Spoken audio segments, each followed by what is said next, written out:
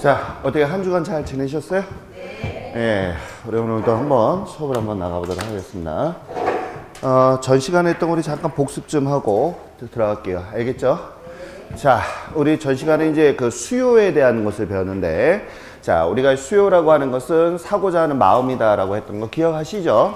자, 그러면 이제 우리가 유량하고 저량에 대한 것을 배웠는데, 자, 유량이라고 하는 것은 일정 뭐라고 그랬다? 기간을 얘기하는 것이고, 그 다음에 저량이라고 하는 것은 일정 시점이다라고 해서 우리가 유량의 대표적인 것은 소득이나 급여나 월급 이런 것 등이 있고 또 신규 주택 같은 것이 있다라고 했었습니다. 맞죠?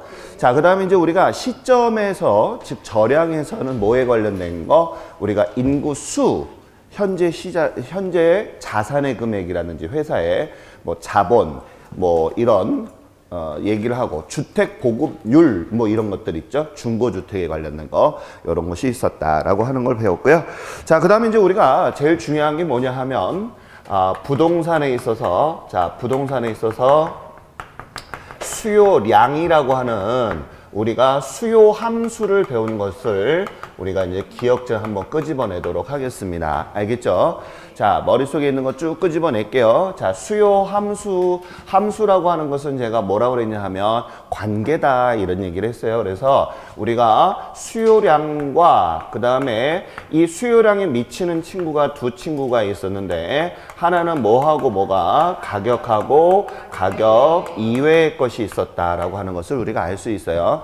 자, 그래서 우리가 이 가격 이외에는 어떤 친구가 있었냐 하면 인구라든지 또는 세금이라든지 또는 규제라든지 뭐 여러 가지가 있겠죠. 소득도 있을 것이고, 그쵸? 자, 이런 것 등이 우리가 얘기를 했었어요. 그러면 이렇게 우리가 이 가격이라든지 또 가격 이외의 것이 수요량에 우리가 여기 수요량에 무엇을 미치냐 봤더니 영향을 미치더라 이런 얘기죠. 그래서 가격이 올라가거나 가격이 내려가게 되면 수요량이 어떻게 됐어요? 가격이 인상이 되면 수요량이 떨어져 버리고 가격이 떨어지게 되면 수요량이 올라가는 이런 영향을 미쳤더라 이런 얘기죠. 그죠? 그래서 얘네들이 영향을 주는 애들이기 때문에 얘네를 우리는 뭐라고 얘기하느냐 하면 독립 변수다라고 하는 것을 우리가 한번 배운 적이 있었고, 그 다음에 얘는 영향을 뭐 했어요? 받았죠. 그래서 얘는 우리가 뭐라 한다? 시작. 종속 변수다 이렇게 얘기를 했었습니다. 그래서 우리가 이 수요 함수에서 가장 중요한 게 자, 영향을 주는 애와 영향을 받는 애의 관계를 우리가 이제 수요 함수다라고 했던 거 까먹으시면 아니 되겠어요. 자, 그러면 이제 여기에서 이때 당시 18세기, 19세기 경에는 경제학자들이 자기의 주장을 펼치는 데 있어서 뭘로 자기 주장을 펼쳤냐 하면 그래프로 나타냈다라고 했었어요. 맞죠? 그래서 우리가 이 가격이 이렇게 가격이 올라가면 수요량이 떨어지는 거 맞니? 라고 하는 것을 그래프상에서 보여주는데 이때 우리가 가격과 가격 이외에 있는 것을 그래프상에서 봤을 때 얘는 어떤 것을 봤냐 하면 수요량의 무엇을 변화가 되는 것을 봤다 이런 얘기예요. 맞죠?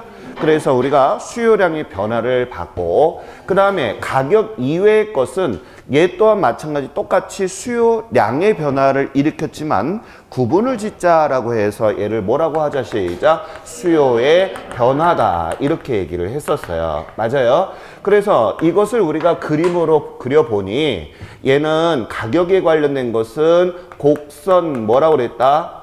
곡선 상에 뭐라고 했어요? 점의 이동이 일어나는 것을 우리가 봤었고 그 다음에 우리가 가격 이외에서는 어떻게 됐었어요? 곡선 자체가 이동을 하는 것을 우리가 볼 수 있었다는 것을 머릿속에서 꼭 기억하셔야 됩니다. 알겠죠? 자, 그러면 이제 이 그래프상에서 우리가 가장 중요한 법칙을 이끌어냈는데 그 법칙을 우리는 무슨 법칙이라 하자? 수요 법칙이라고 하는 것을 끄집어내게 되죠. 그래서 아까 우리가 했던 것처럼 가격이 올라가면 수요가 어떻게 되고 떨어지게 되고 가격이 떨어지게 되면 수요가 뭐 한다? 증가한다는 즉 우리가 이 조건에 따라서 독립변수에 따라서 수요량이 움직이는 것을 가지고서 법칙을 만든 게 바로 무슨 법칙이라 한다? 수요 법칙이다 라고 하는 것을 까먹으시면 안 돼요. 정말 중요한 거예요. 자, 그 다음에 우리 이제 전 시간에 또 뭐에 대해서 배웠었냐 하면 이렇게 가격과 가격 이에 있는 애들이 이 재화에 어떤 영향을 미치느냐 했을 때 첫 번째 가격에 관련된 것을 봤을 때 크게 우리가 세 가지가 있었는데 그게 누구? 대체제, 그 다음에 또 하나는 보완제, 그 다음에 또 하나는 독립제 이렇게 해서 배웠던 거 기억하세요? 머릿속에 노트 정리가 들어가줘야 돼요. 알겠죠? 왜냐하면 제가 나중에 이제 우리가 기본 과정에 들어가게 되면 투자론이나 금융론이 어려워요. 사실은. 무슨 얘기인지 알죠? 그래서 앞부분의 것을 제가 조금 덜 하고 뒷부분에 많이 보강을 해드릴 거야. 그래야지 우리 선생님들이 점수 따기가 정말 좋거든요. 왜냐하면 지금 이 경제론은 많이 어려워요. 처음 공부하신 분들은 어렵지만 이거를 계속 반복 들으면 두세 번 들으면 어렵지 않거든요. 그래서 제가 자꾸 반복을 해두는 거니까 알아두시고 더 저 뒷부분에 가면 투자나 금융론 같은 경우가 많이 어려워해요. 알겠죠? 그래서 그런 부분들을 지금 이제 그런 거를 준비하기 위해서 지금 제가 경제론을 많이 다지는 거예요. 알겠죠? 자, 그러면 여기 봐요. 자, 여기 보시게 되면 가격에서는 우리가 대체제하고 그 다음에 보완제, 그 다음에 무슨 제? 독립제 이렇게 세 가지 있다는 거 까먹으시면 안 돼요. 자, 그럼 대체제라고 하는 것은 뭐라고 그랬냐면 너 아니면 나 이런 얘기잖아요. 그래서 얘는 뭐라고 그랬어요? 둘 중에 하나다 이렇게 해서 대표적인 게 뭐 하고 있었냐면 콜라하고 사이다에 대한 얘기를 했어요. 그래서 우리가 콜라는 우리가 부동산으로 비유를 하자면 아파트라고 예를 들었었고 그 다음에 사이다는 뭐라고 그랬다? 단독주택이다 라고 얘기를 했었죠. 그죠? 자, 그러면 이제 여기에서 보실 게 뭐가 있냐.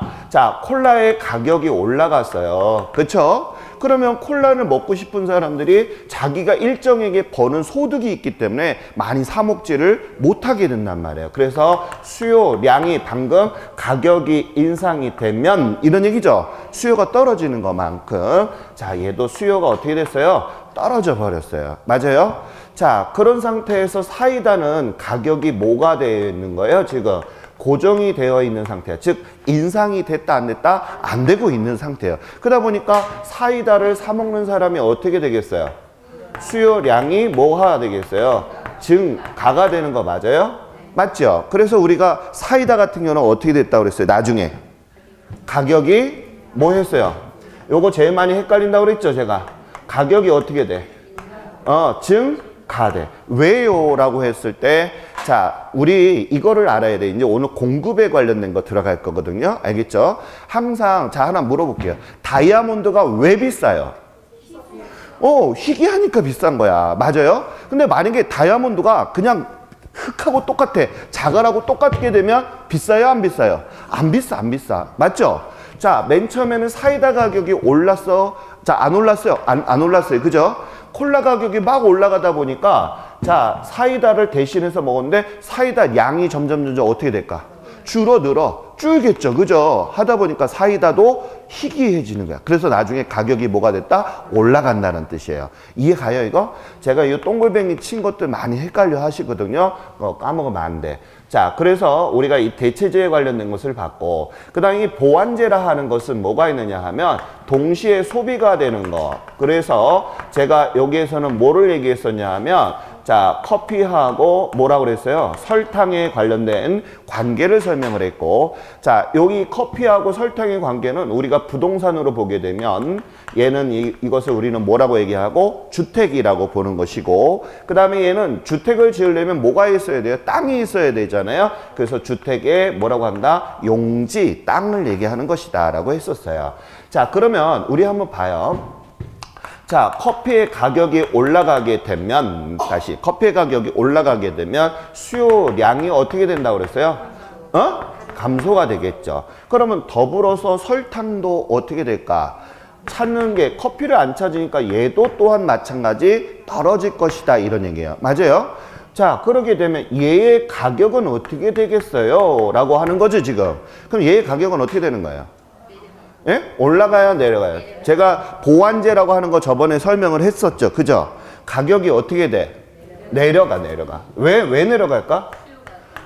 얘 찾지 않으니까 덩달아서 가격이 내려가지만 추후에는 올라가겠죠? 자, 이렇게 해서 우리가 얘기를 했어요.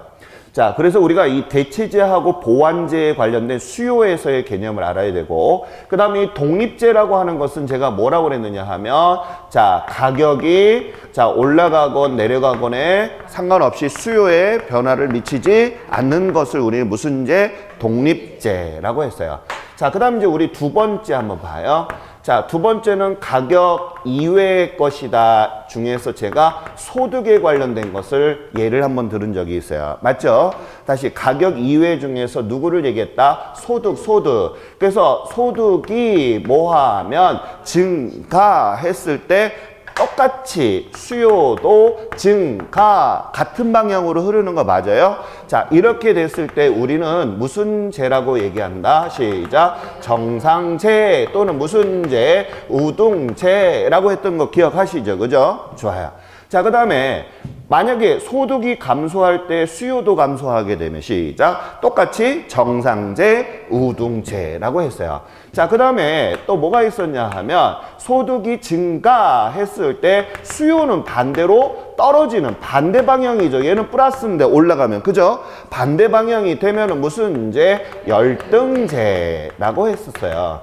자, 그 다음에 자, 소득이 증가하는데도 불구하고 수요에는 아무런 변화가 없는 것을 우리가 뭐라고 한다? 중간제라고 했던 거 기억하세요, 이거? 그래서 우리가 머릿속에 꼭 기억을 하실 것이 정렬중하고 그 다음에 여기는 대보독이다라고 하는 앞자 정도는 좀 눈도장 좀 찍어주세요. 알겠죠? 자, 그러면 이제 우리가 전 시간에 여기까지로 우리가 배웠던 것 같아요. 맞죠? 자, 그럼 이제 저랑 같이 오늘은 이제 공급하고, 알겠죠? 들어가도록 할게요.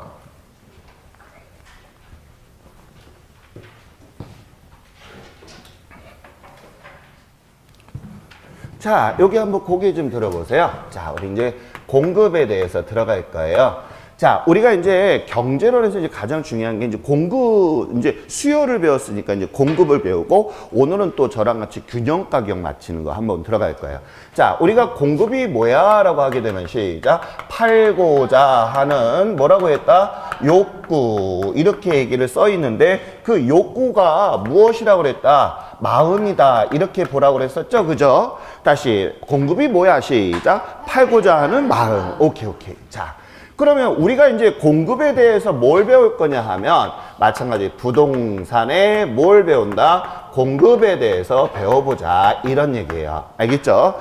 자, 그럼 부동산이라고 하는 것은 제가 뭐라고 하냐면 토지하고 건물이다 이렇게 얘기했죠. 그죠? 자, 그러면 우리가 이 부동산에서 말하는 이 공급이라 하는 것은 제가 결론적으로 얘기하면 유효 공급이다 라고 얘기를 하고 싶어요. 다시 무슨 공급? 유효 공급. 그러면 또 유효 공급이 뭐예요? 라고 하는데 유효 공급은 우리가 뭐하고 뭐가 시작. 욕구와 능력을 더한 것을 우리가 유효 공급이다 라고 하는 거예요.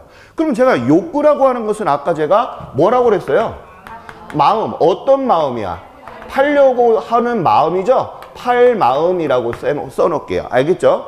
자, 그러면 이제 이 능력에 대해서 잠깐 좀 봐요. 능력. 자, 능력이라고 하는 것은 어떤 능력이냐 하면 판매하려는 능력을 얘기하는 것입니다. 다시, 그래서 이것을 우리가 줄여서 판매력이다 이렇게 얘기를 해요. 알겠죠? 자, 그러면 여기 잠깐만 고개 들어보시면 뭐가 있냐? 판매력이다 라고 하는 것은 내가 부동산을 팔고자 하는 능력이 있다는 얘기니까 결론은 내가 토지나 건물을 뭐하고 있다는 얘기야. 그렇지, 갖고 있는 능력이 있어야 된다는 얘기예요. 이해가요? 근데 우리가 이제 보통 경제학에서는 판매력에다가 또 생산력까지 들어가는 것을 우리는 판매력이다, 뭐 우리가 능력이다 이렇게 얘기하는데, 우리가 보통 부동산에서는 생산력이라는 말을 잘 쓰려고 하지 않아요. 왜냐하면 부동산은 우리가 토지 같은 경우는 어때요? 우리가 마음대로 늘릴 수가 없어. 만들어낼 수가 없어. 하기 때문에 우리가 경제론에서는 이렇게 두 가지를 우리가 이제 얘기를 하지만 아하, 생산력이라고 하는 말은 잘 쓰지 않는다는 점 이해 가셨어요? 그래서 왜 판매력만 따지느냐 봤더니 생산력은 우리가 부증성 이런 관계가 있기 때문에 경제론에서는 따지지 않는다는 점을 꼭 기억하시기 바래요. 이해 가셨어요? 오케이. 자, 그러면 우리가 여기도 똑같네. 유효 공급 그다음에 욕구와 능력이라고 했잖아요. 그죠? 그러면 우리가 자 반대되는 친구가 누구냐 봤더니 잠재적 뭐라고 그랬다? 공급이 있다라고 했던 거 기억하시죠? 그럼 얘는 뭐냐 하면 팔려는 욕구는 되게 많아. 하지만 능력이 돼, 안 돼? 안 돼. 이것을 우리는 뭐라고 얘기한다? 시작. 잠재적 공급이다라는 거예요. 그러니까 내가 팔고 싶은 마음은 굴뚝 같은데 중요한 것은 내가 판매력이 없다는 얘기는 내가 보유하고 있는 뭐가 없는 거예요? 부동산이 없다는 거예요. 이해가요? 자, 그것을 우리는 뭐라고 한다? 시작. 잠재적 공급. 앞으로 예비적으로 공급할 수 있는 사람들이다라고 보는 것이죠. 이해가요, 이거? 오케이. 자, 그러면 우리가 이제 이 부동산의 공급에 대해서 배웠는데 마찬가지로 여기서도 우리가 뭐를 배울 것이냐 하면 자, 공급 함수에 대해서 우리가 한번 배워보도록 할게요. 자, 우리가 알고 있는 거예요. 자, 공급 함수라고 하는 것은 제가 뭐라고 그랬냐 하면 관계다라고 했었죠. 그죠? 하나만 알면 쭉 풀리니까 걱정하지 말고 똑같이 따라 하시면 돼요. 다시. 자, 함수라고 하는 것은 뭐를 얘기하는 거다. 시작. 관계. 그럼 뭐하고 뭐의 관계를 봐야 되느냐 하면 바로 부동산의 무슨 양, 공급, 양에 대해서 한번 보도록 할게요. 그럼 부동산의 이 공급량이라고 하는 것은 자, 누가 영향을 미치는가 이것을 우리가 볼 건데요. 자, 영향을 미치는 친구가 누가 있니? 이런 얘기예요. 자, 영향을 미치는 친구가 누가 있니? 그랬더니 자, 그 친구는 첫 번째가 뭐가 있고 시작. 가격이라는 친구가 있을 것이고 두 번째는 시작. 가격 이외의 친구가 있어 라고 보는 거예요. 그래서 얘 또한 마찬가지. 야, 가격 이외에는 어떤 것이 있니? 그랬더니 시작. 인구나 뭐 세금이나 또는 소득이나 각종 규제나 여러 가지 많이 있겠죠. 그죠? 이런 것 등이 있더라 이런 얘기예요. 그러면 자, 여기에서 우리가 부동산의 공급량에 미치는 친구들이 얘네 둘인데요. 아까도 제가 말씀드린 것처럼 영향을 얘네들은 뭐 하는 애요? 주는 애고 얘는 영향을 뭐 하는 놈? 받는 놈. 그래서 우리가 이것을 뭐라고 하냐? 얘는 원인이다 이렇게 보는 것이고 얘는 결과치다 이렇게 얘기하기도 하고 그 다음에 얘네들을 우리는 무슨 변수라 한다? 시작. 독립 변수다 라고 보는 것이고요. 알겠죠? 그 다음에 얘네를 뭐라고 한다? 시작. 종속 변수다 라고 하는 점을 꼭 기억하셔야 되겠습니다. 이해 가셨어요 여기? 오케이. 자, 다시 한번. 자, 이거는 우리가 수요하고 같은 맥락이잖아요. 그쵸? 말만 다를 뿐이지 맥락은 같아요. 그러면 이때 당시도 마찬가지 자기의 주장을 갖다가 밝히고 싶은 거예요. 경제학자들이. 그럼 우리 선생님들이 지금 앉아 계신 분들이 전 세계에 내놓으라는 경제학자예요. 알겠죠? 저는 이제 발표하는 사람이야. 그래서 제가 뭐라고 하느냐. 자, 이제 우리 선생님들한테 제가 발표하는 거예요. 그럼 이때 당시에는 전부 다 컴퓨터가 없는 세대예요. 18세기, 19세기니까. 그죠? 그러다 보니까 뭐라고 하느냐. 여러분, 제가 있잖아요. 자, 가격이라는 친구가 공급량에 미치는 영향에 대해서 설명을 하겠습니다. 라고 했어요. 그래서 제가 뭐라고 했냐면, 가격이라고 하는 친구는, 자, 가격이 올라가게 되면, 이런 얘기예요. 그러면 공급량도 뭐가 된다? 올라가고, 그 다음에 가격이 떨어지게 되면 공급량도 뭐 한다? 떨어집니다 라고 하는 것을 제가 설명을 드릴 거예요. 알겠죠? 그런데 이것을 어떤 걸로 증명을 해야 돼? 뭔가 요즘처럼 컴퓨터가 있으면 탁 해가지고 그래프 막 쫙 해고 통계적인 수치로 해서 유의하니 아니니 뭐 이런 얘기를 할 텐데 그때 당시에는 그런 게 없었어. 그래서 전부 다 뭘로? 그래프로 나타냈단 말이에요. 이해가요? 그러면 우리 요거 잠깐 보기 전에 수요하고 좀 다르죠, 그죠? 얘는 가격이 올라가면 뭐 해요? 공급량도 올라가죠. 자, 이거는 이렇게 생각을 하자고요. 예전에 제가 2002년도에 월드컵 했던 거 기억나세요? 그때는 우리가 전 국민이 하나가 돼가지고 무슨 색을 입었냐면 빨간색, 알죠? 네. 그때 뭐 보니까 젊은 친구들을 전부 다 시청에 많이 가고 막 이런 얘기 했던 거 알죠? 시청에 혹시 가신 분? 없어요? 예. 우리 젊은 친구들한테 물어보니까 시청에 왜 가냐 했더니 한 몸이 되는 그런 역사를 얻었다 이런 얘기예요. 그러니까 막 그 길은 꼬링하게 되면 남자 여자 모르는 사람끼리 막 같이 껴안고 막 이러잖아요. 그래서 결혼하신 분들도 좀 봤고, 알겠죠? 네, 그런 경우가 있어요. 근데 그 와중에 제가 이제 아는 지인분이 계셨는데 동대문에서 이제 면티 가지고 이렇게 파는 분이에요. 별일 없었던 분이신데 그때 이제 그거를 보고 나서 야 저거다 그래서 빚을 갖다 잔뜩 끌어가지고 몇십만 장을 찍은 거예요. 지금 그때 당시에 그 2002년 월드컵 때문에 알겠죠? 남이 빨간 티 장난 아니었잖아요. 아마 지금 집에 하나씩은 있죠? 맞아요? 저도 있어요. 그거 입고 가면 우리 동네에서 있잖아요. 맥주는 공짜야. 그 다음에 안주는 돈 내고 먹고. 진짜 그래. 우리 저 인천에 살잖아요. 그래서 그때 당시 공짜로 술 주는 집 되게 많았어요. 많이 먹었어요. 그때 호프를 되게 많이 먹어서 배가 많이 나왔어요. 자, 아무튼 자, 그래서 거기 이제 잠깐 보면 뭐가 있냐면 그런 거죠. 자, 남이 잘 된다 하게 되면 어떻게 돼? 나도 어떻게 해야죠. 그죠? 예를 들어서 우리 선생님이 공장의 사장님이셔. 알겠죠? 빨간 티 잘 나간다 그러면 우리 선생님도 뭐 해야 돼? 빨간 티 찍어서 팔아야 돼. 맞죠, 이거? 이게 바로 공급이야, 공급. 그래서 그 사장님이 그때 당시에 2002년 월드컵 때문에 6억을 벌었어요. 그때 당시에. 그래서 빌딩이 지금 2채를 가지고 다니면서 차 좋은 거도 단선생 그러면서 막 다니. 옛날에는 별볼이 없었거든요. 이게 사람의 앞일은 참 모르는 것 같아요. 예. 그때 이후에 잘 돼서 대박이 돼서 오히려 또 거꾸로 잘 안 된 기업이 있어요. 우리가 알고 있는 코오롱 스포츠는 그것 때문에 몇백억의 손실을 입었어요. 왜냐하면 하도 결제 라인이 너무 많은 거야. 다 끝나갈 때쯤에 몇백만 점 이렇게 찍어내니까 다 재고가 돼. 그래서 지금 가끔 가도 동네마다 전단지에 뭐 있어요? 망했어요. 그러면서 맨날 나오는 브랜드가 코오롱 스포츠잖아. 맞아요, 안 맞아요? 맞아요. 그것 때문에. 그래서 결제 구조가 너무 복잡해도 회사가 잘 안 돼. 그래서 참 그런 것 같아요. 전쟁이 나도 웃는 놈이 있고 우는 놈이 있다는 얘기가 맞는 것 같다는 생각이 들어요.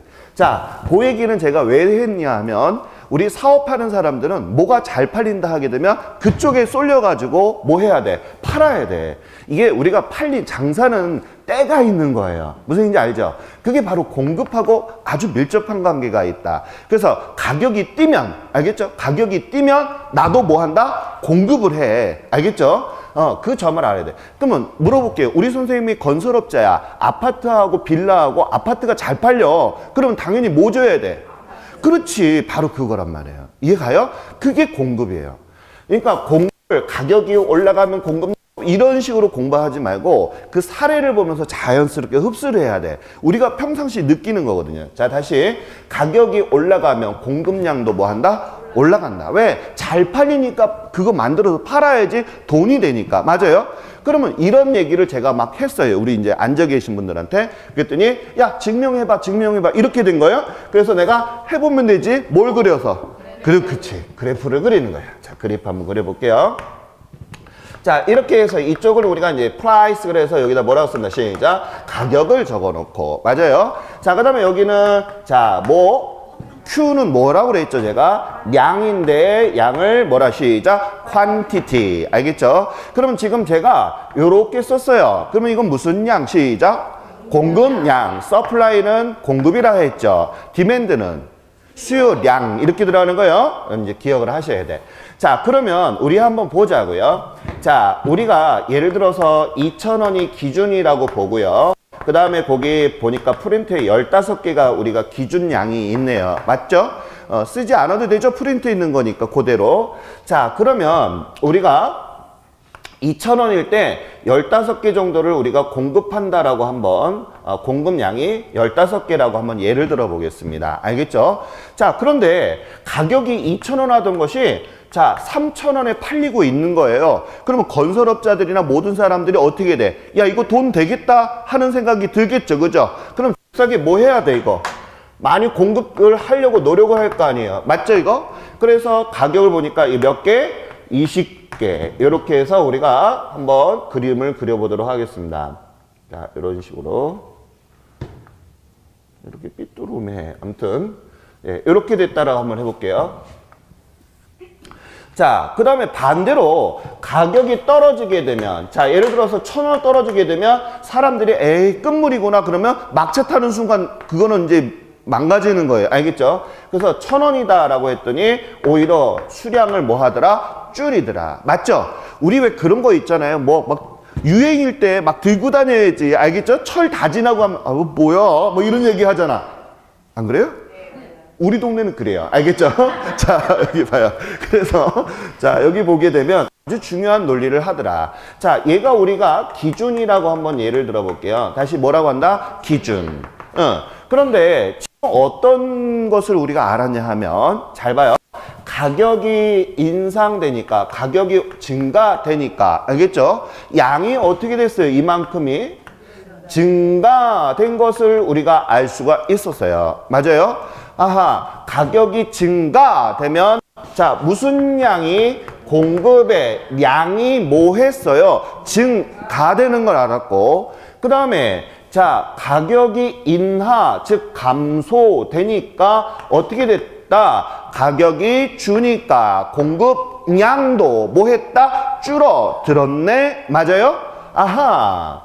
그래서 지금 우리가 가격을 놓고 우리가 영향을 주는 이 가격을 놓고서 보니 자, 가격이 증가하니까 공급량도 뭐가 되고 증가가 되고, 맞죠 이거? 아하, 가격이 감소되니 공급량도 줄어들었죠 지금. 이해가요 이거? 오케이. 그래서 이것을 우리가 그래프를 쭉 연결을 해 보니 이렇게 자, 요런 형태로 해서 그래프가 나오더라 이런 얘기예요. 맞아요? 원래는 우리가 곡선의 형태인데 제가 이 선이 이렇게 됐어요. 자, 그러면 이렇게 올라갔으니까 이거 어느 쪽으로 뻗어가는 거예요 지금? 오른쪽으로 가는 거 맞죠 이거죠? 그래서 이것을 우리는 뭐 한다? 우상향한다 라고 얘기를 하는 거예요. 아하. 그러면 우리가 아주 중요한 걸 배웠네. 자, 기준에서 가격이 증가되면 공급량이 뭐가 됐고? 증가. 자, 가격이 떨어지게 되면 공급량이 뭐 했다? 감소가 되었구나 하는 것을 알 수가 있어야 됩니다. 알겠죠? 자, 이래서 여기에서 뽑아낸 것을 우리는 뭐라고 얘기하냐면 바로 공급의 법칙이다 라고 하는 것을 끄집어내는데요. 가격이 자, 올라가게 됐을 때 공급의 양도 어떻게 됐어요? 증가가 됐고, 가격이 떨어지면 공급의 양이 뭐 했다?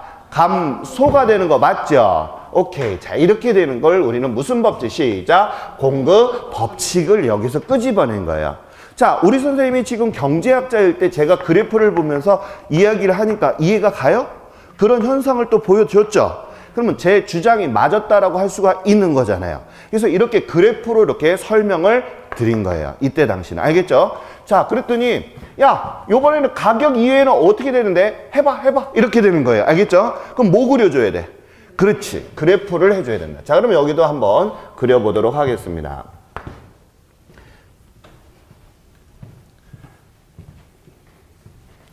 자, 여기도 마찬가지. 자, P 이렇게 놓고 여기는 뭐라고 한다? 시작. 가격. 그 다음에 자, 여기는 QS 해서 무슨 양? 시작. 공급의 양 이렇게 집어넣을게요. 알겠죠? 자, 이렇게 했다. 그러면 요번에는 제가 뭐라 그러냐 하면 자, 영향을 주는 가격 이외, 즉 독립변수 중에서 제가 인구 또 들어가 볼게요. 인구.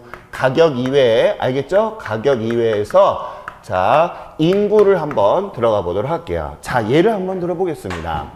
자, 우리의 그 2,000원 할 때 우리 동네에 라면이 총 몇 개가 15개를 소비한다라고 한번 해볼게요. 그러니까 우리 동네 그냥 쉽게 이렇게 생각하세요. 우리 동네 사람은 15명이다 라고 생각을 하세요. 알겠죠? 다시 몇 명? 15명. 오케이. 그런데 옆에 있는 동네에서 지진이 났어. 그래가지고 몇 사람이 왔냐 하면 자, 우리 동네로 피신을 왔는데 알겠죠? 자, 5명이 왔다라고 한번 해볼게요. 그러면 하나 물어보겠습니다. 자, 얘는 우리가 라면 가격이라고 한번 해볼게요. 알겠죠? 라면 가격은 변화가 없어요. 그대로잖아. 한데 뭐가 늘어났어요? 우리 동네 5사람이 늘어나 버렸죠. 맞아요? 그러면 자 5사람이 늘어나니까 20명이 돼버리겠네요. 맞죠? 하지만 라면의 가격은 변화가 있다 없다? 없다. 라면의 가격은 변함은 없이 그대로 어떻게 됐다? 20 이렇게 되겠죠. 그죠? 이해가요 이거? 그럼 우리가 공급국수는 우리가 요런 식의 이렇게 들어가는 걸 알 수가 있죠. 그죠? 맞아요?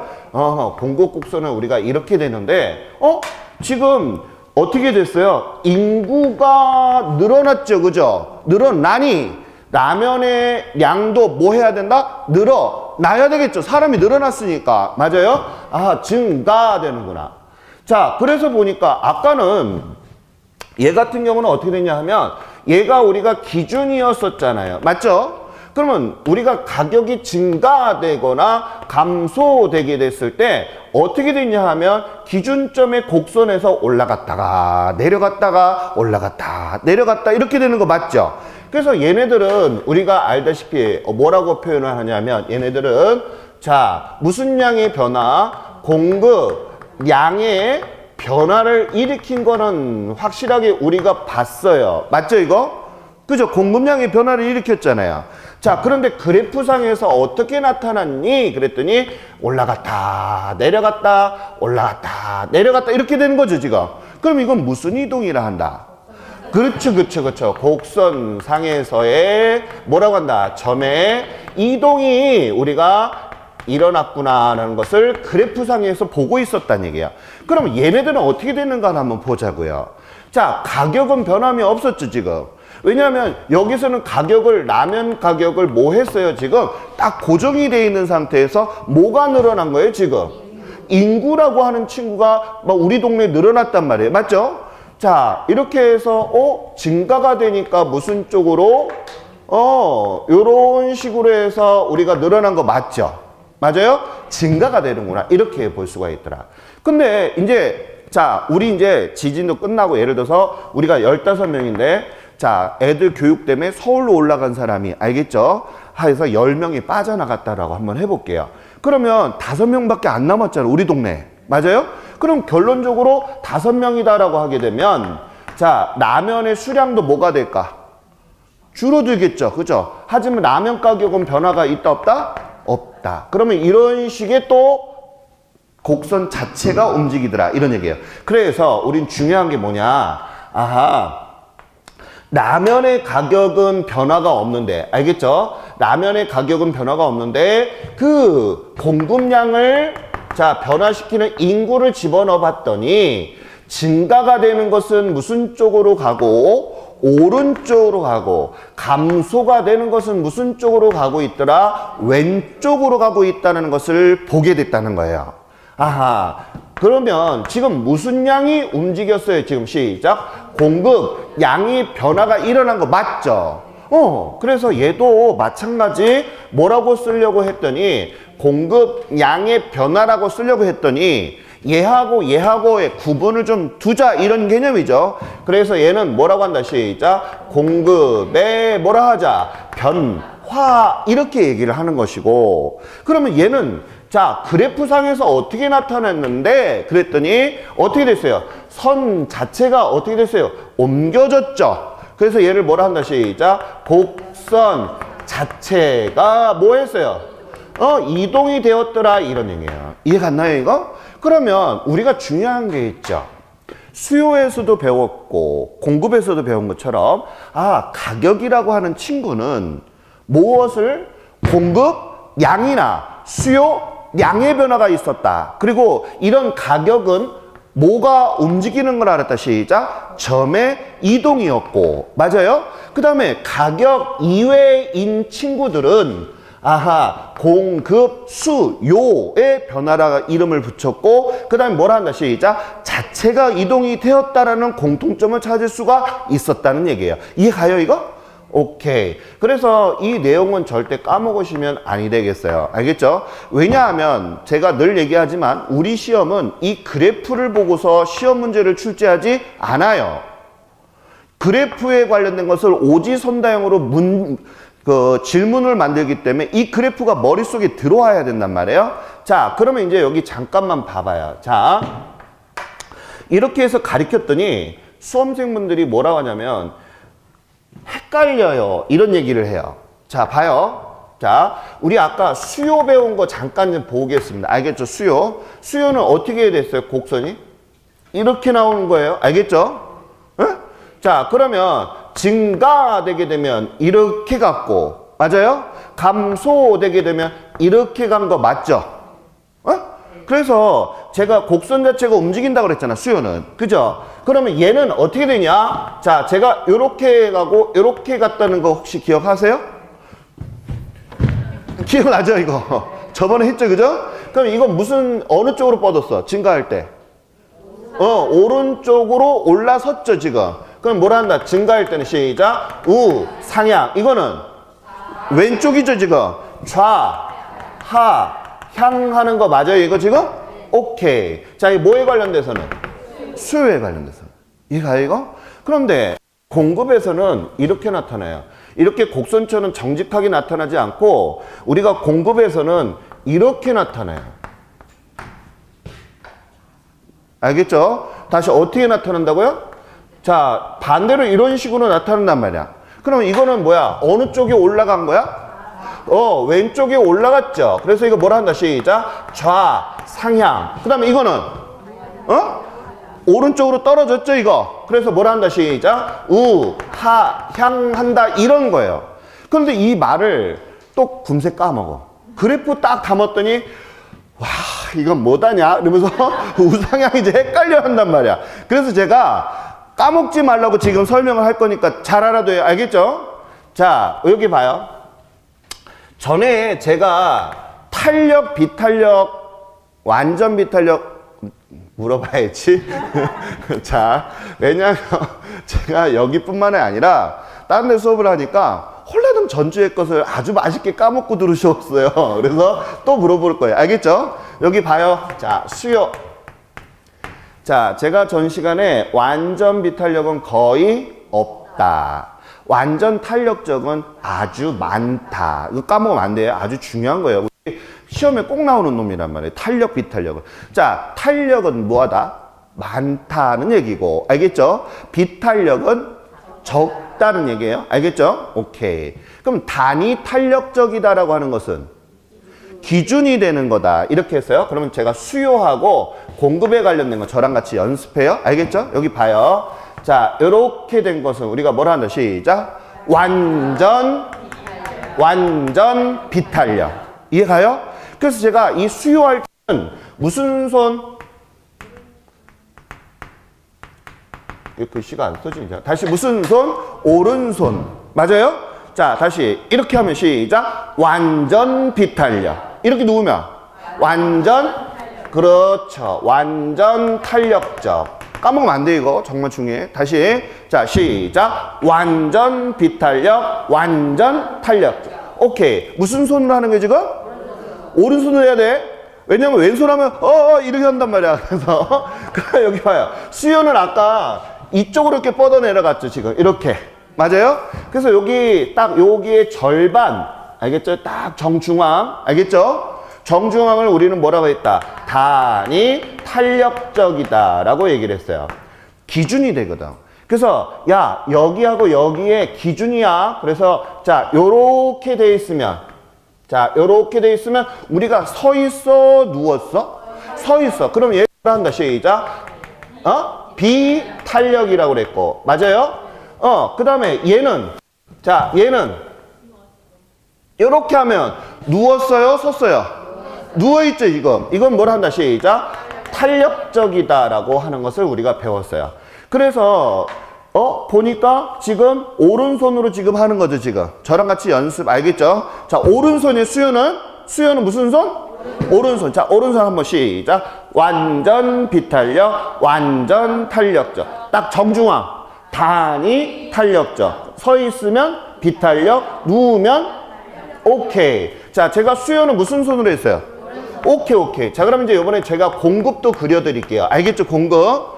자, 공급은 어떻게 되는가 잘 봐요. 우리 방금 공급은 어떻게 나타났어? 이렇게 나갔죠. 우상향 했죠, 지금.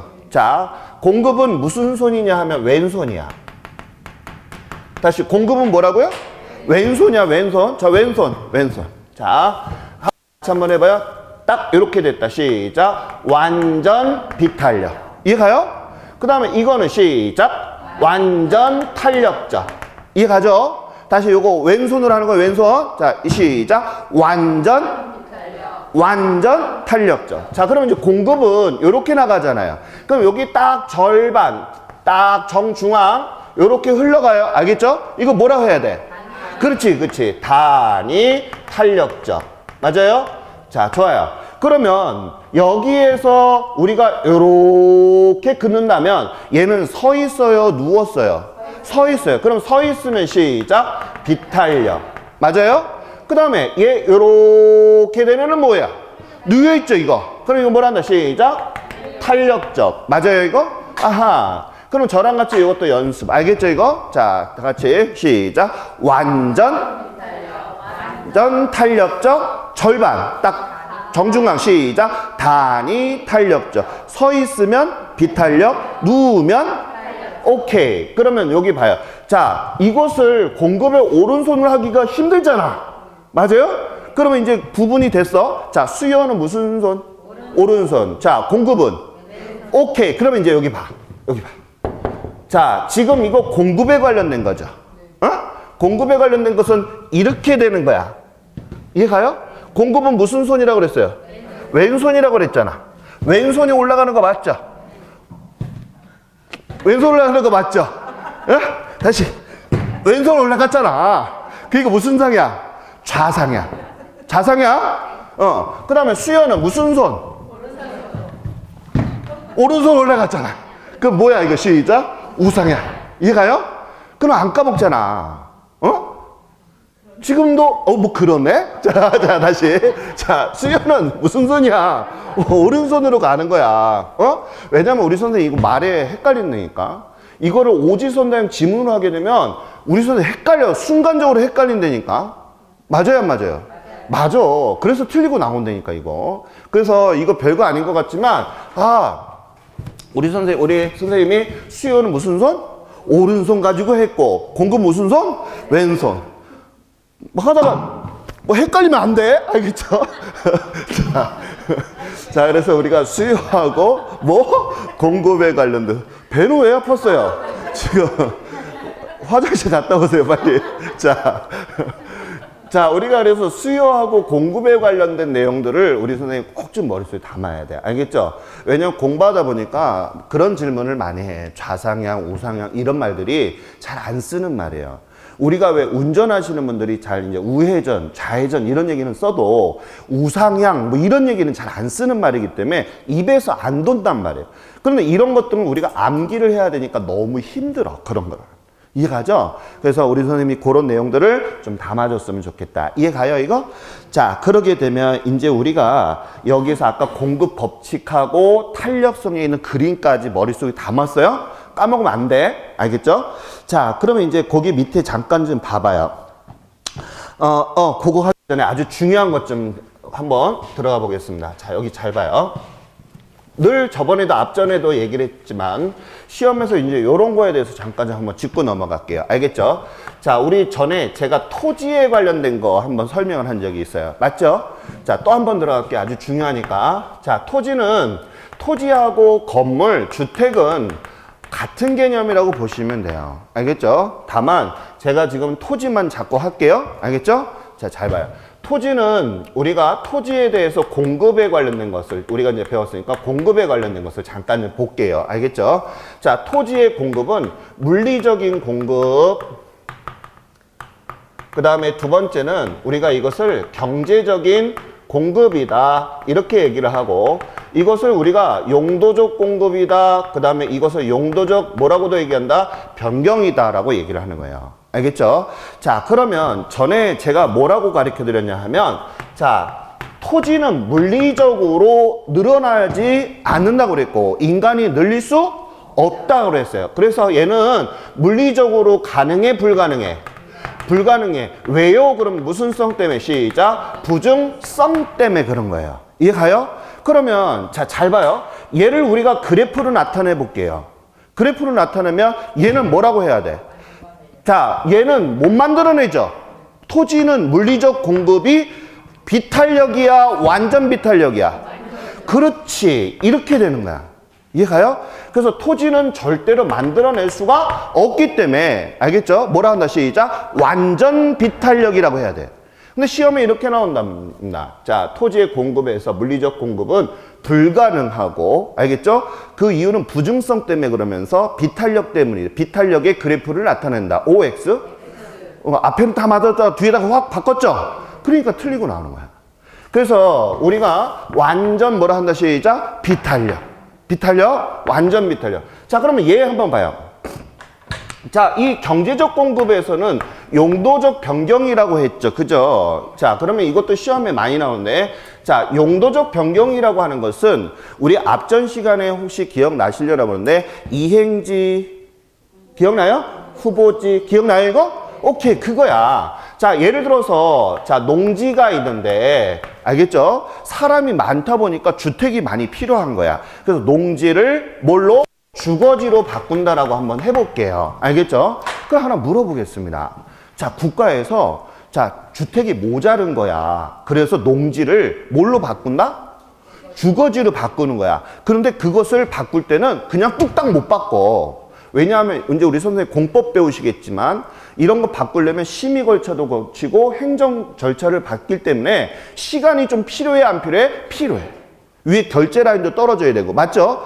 하기 때문에 단기간에 후딱 해버리지 못해. 이해가요?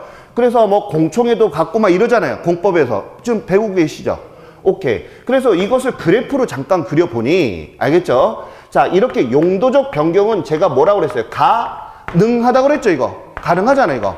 그래서 우리가 시험에 많이 나오는 게 뭐냐면 단기와 장기에 관련된 것을 물어보는 게 정말 많이 나와요, 시험에. 그러면 물어볼게요. 토지는 아까 제가 농지에서 주거지로 변경이 가능해, 불가능해? 가능해. 이것을 우리는 시작 경제적 공급이다, 또 시작 용도적 공급이다 라고 하는 거야. 그럼 물어볼게요. 자, 얘는 가능한 거죠. 하지만 시간이 필요하고 많게 이렇게 바꾸지 못해. 그러면 탄력일까 비탄력일까? 어? 자, 여기에서 이제 우리 선생님이 헷갈린단 말이야. 자, 우리 탄력은 많다라고 얘기했고 비탄력은 적다라고 그랬죠.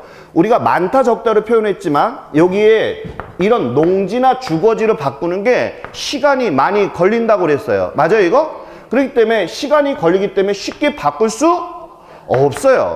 무슨 이해 갔죠? 심지어 1년이 넘게 걸릴 수도 있고 그래요. 짧게 걸리면 6개월 뭐 이런단 말이에요. 공청회하고 심의하고 보상 문제 여러 가지 문제가 겹치기 때문에 농지에서 주거지로 바뀌는 게 뚝딱 이렇게 바뀌지 않아요. 그런데 바꿀 수는 있어 없어? 있어요. 그러면 완전 비탄력은 아예 못 바꾸는 거지만 알겠죠? 하지만 얘네들은 1년 안에 바꿀 수 있는 가능성은 있는 거죠. 그러면 얘는 완전 비탄력이야 비탄력이야? 얘는 비탄력이야. 이렇게 돼. 서 있어. 이해 가요, 이거? 자, 아까 내가 공급은 이렇게 된다고 그랬잖아요. 선이 이렇게. 어? 이거 알아야 돼. 이거 아주 중요해. 어? 다시 공급은 이렇게 가는 거죠, 지금 선이. 어? 그 때문에 이런 형태가 나오는 거예요. 왜 비탄력이에요? 자, 왜 비탄력이에요? 그럼 뭐라고 설명해야 돼요? 우리 선생님이. 시작. 바꾸는데 시간이 필요하기 때문에 그런 거야. 어? 그래서 얘는 뭐라 하냐면 경제적 공급에서의 단기 곡선은 완전 비탄력이다 그러면 OX. X야. 뭐라고 해야 돼? 시작. 비탄력이야. 이런 게 시험 문제로 나오기 때문에 틀리고 오는 거야. 말들을 모르니까. 이해가죠? 이게 기본적인 게 딱 틀이 잡혀줘야 나중에 우리 중고 올라갈 때 편안하게 기본서 읽는다니까? 이해갔죠? 자, 말 뜻을 모르니까 틀리고 나오는 거야. 그거 기초반일 때 딱 봐야 돼. 이해가죠, 이거? 그때 가서 비탄력이 뭔지 그러면 안 돼. 왜 우리 3, 4월 달에 오시는 분들이 왜 자꾸 실수를 하는 게 왜 그러냐면 기초의 용어가 딸려서 그래. 무슨 얘기인지 알겠죠? 열심히 했는데도 자꾸 기초가 없으니까 떨어지는 거거든.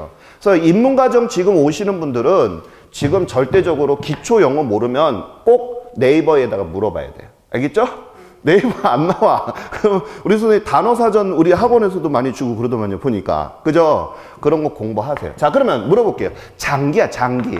장기는 어떨까? 장기는 어느 정도 시간이 많이 가지니까 쉽게 바뀌게 되겠죠. 그죠? 많이 바뀔 거야. 그러면 그래프가 어떻게 나올까? 이런 식으로 나온단 말이에요. 탄력이야, 비탄력이야? 그렇지, 탄력이야.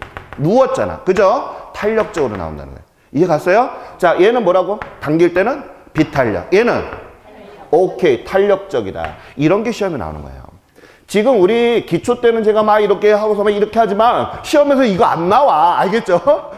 중요한 것은 이것을 토대로 해서 이 내용을 너 알고 있니? 이런 내용이에요. 근데 우리 시험에서는 분명히 얘기하는데 이렇게 그래프를 그려주면 우리는 쉽게 이해를 하잖아. 근데 시험에서는 그래프를 안 주고 이거를 썰을 푸는 거야. 그러니까 어려워하는 거예요. 이해 갔죠? 그래서 머리가 제가 앞으로 공부하실 때는 그래프가 일단 머릿속에 들어가 있어야 돼. 첫째가. 그죠? 들어가 있는 상태에서 지문을 잡고 보는 습관을 가져야 자연스럽게 점수가 올라간단 말이에요. 근데 그래프를 그냥 어설프게 돼요. 아, 이게 완비 이것만 알고 그러면 안 돼. 알겠죠? 어떤 영향이 있는가 그렇게 알아두시고 하나만 더 잠깐 보고 쉬었다 할게요. 자, 거기 보면 개별 곡선하고 시장 공급이라고 해서 나온 거 있어요. 자, 이거 우리 수요할 때도 배웠어요. 알겠죠? 자, 그러면 우리 여기 천안도 동서남북이 있을 것이고 천안에서도 어느 지역에서는 신축 현장이 있을 것이고 어느 현장은 집도 안 짓고 이런 경우가 있을 거예요. 맞아요? 그 다음에 천안에서도 어느 동네는 집값이 비싸고 어느 동네는 집값이 싼 동네도 있을 거라고요. 맞죠?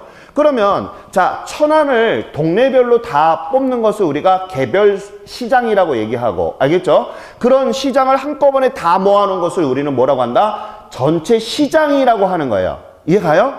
그러면 그런 시장들을 계산을 해보니 자, A라는 시장이 A라는 시장이 지금 어떻게 됐어요? 이렇게 돼 있죠, 지금. 이거는 수요고 이거는 지금 공급이잖아요. 맞아요? 그럼 이렇게 서 있다는 얘기는 비탄력, 탄력, 비탄력. 그래서 개별 시장들은 전부 다 어떻게 나타난다? 비탄력으로 나타나지만 전체 시장을 봤을 때는 어떻게 된다? 이렇게 해서 뭘로 바뀐다? 탄력적으로 바뀐다. 왜? 어느 동네는 집값이 많이 올랐지만 어느 동네는 오히려 집값이 안 오른 동네도 있잖아.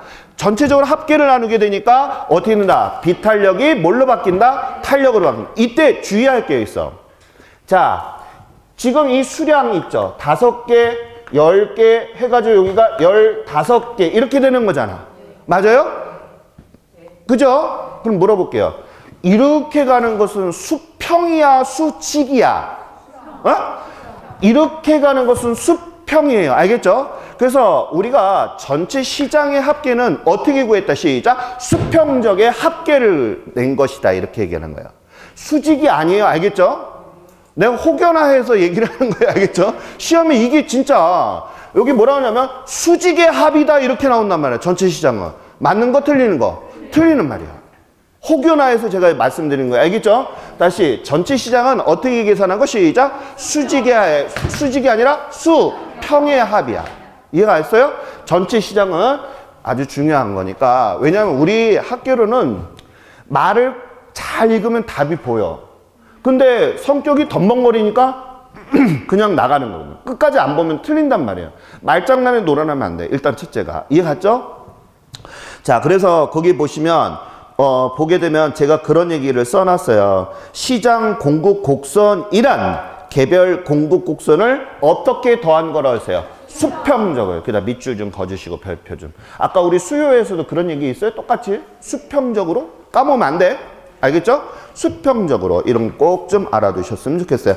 그래서 우리가 거기 보니까 어떻게 했어요? 개별 시장들은 전부 다 어떻게 나타났다? 시작! 비탄력. 근데 전체 시장의 합계를 보니까 어떻게 나타냈다? 탄력적. 이해 갔어요?